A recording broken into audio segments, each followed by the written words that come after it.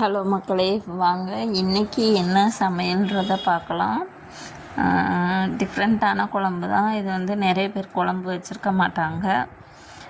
இது பலாக்காய் குழம்பு. பழம் ஆகிறதுக்கு முன்னாடி பிஞ்சாக இருக்கும் போதே பறிச்சிருவாங்க. அந்த பிஞ்சு பலாப்பழ கடையிலே விற்பாங்க.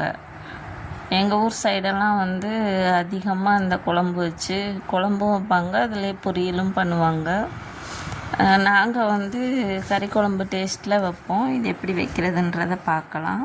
ஃபஸ்ட்டு எண்ணெயை ஊற்றிட்டு அதில் சோம்பு போட்டு தாளிச்சிட்டு பலாக்காயை குட்டி குட்டியாக அந்த தோலை எடுத்துட்டு கட் பண்ணி வச்சுக்கிறணும். அதை கொஞ்சம் சின்ன சின்ன பீஸாக கறி பீஸ் மாதிரி போட்டு கட் பண்ணி வச்சுட்டு அதை இந்த தாளித்த உடனே கருவேப்பிலை போட்டுட்டு அந்த காயையும் அள்ளி போட்டு கொஞ்சம் தண்ணியை ஊற்றி உப்பு போட்டு வேக வச்சுருங்க. கொஞ்சம் மூடியை போட்டு வச்சுருங்க.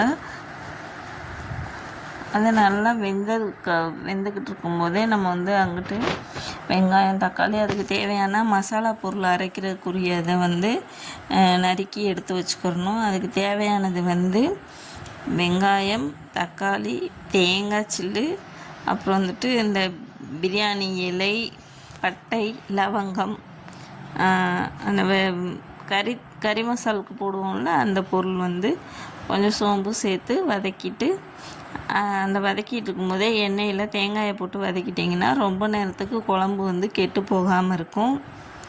இதில் நம்ம புளி சேர்க்க போகிறதில்ல. அதனால் குழம்பு கெடாமல் இருக்கிறதுக்கு தேங்காயை நல்லா வதக்கிட்டு அதுக்கப்புறம் வெங்காயம், தக்காளியை போட்டு வதக்கிட்டு ஆறுனதுக்கப்புறம் நல்லா அரைச்சி அதை ஃபைன் பேஸ்ட்டாக அரைச்சி எடுத்துக்கோங்க. அரைச்சி எடுத்துட்டு நம்ம இந்த பலாக்காய் வேக வச்சுருக்கோம்ல அதோடு சேர்த்து அதை கலந்து விட்டுருங்க.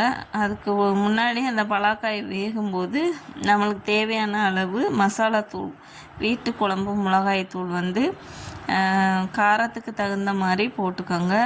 போட்டுட்டு அதை ஒரு 2 கொதி விட்டதுக்கப்புறம் நம்ம அரைச்சி வச்சிருந்த மசாலாவை அதோடு சேர்த்து கலந்துட்டு நம்ம ஏற்கனவே உப்பு போட்டு வேக வச்சுருக்கோம். அதனால் இன்னும் கொஞ்சம் உப்பு சேர்த்து அது எவ்வளோ அந்த காரத்துக்கு ஏற்ற மாதிரி இந்த உப்பு இருக்கிற மாதிரி டேஸ்ட் பண்ணி பார்த்துக்கோங்க. இந்த குழம்பு எப்படின்னா, நம்ம நான்வெஜ் சாப்பிடாதவங்களுக்கு இது அப்படியே கறி டேஸ்ட்டில் இருக்கும். கறி குழம்பு மாதிரியே இருக்கும். இது எங்கள் ஊர் சைடு நிறைய அந்த காய் சேல் பண்ணுவாங்க.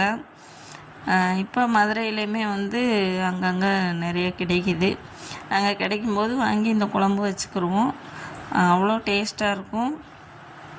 நீங்களும் உங்கள் ஊர் சைடு இந்த மாதிரி கிடச்சா வாங்கி இதை கறி குழம்பு மாதிரி வைங்க. இதிலே நிறைய வெரைட்டி பண்ணலாம். அதை இன்னும் அடுத்தடுத்த வீடியோவில் நான் உங்களுக்கு சொல்கிறேன். என்னோடய சமையல் உங்களுக்கு பிடிச்சிருந்தா லைக் பண்ணுங்கள், சப்ஸ்கிரைப் பண்ணுங்கள். அப்படியே உங்களுக்கு யாருக்கும் இந்த குழம்பு செய்யணும் இந்த மாதிரி தேவைப்படுதுன்னா ஷேர் பண்ணி விடுங்க இந்த குழம்ப.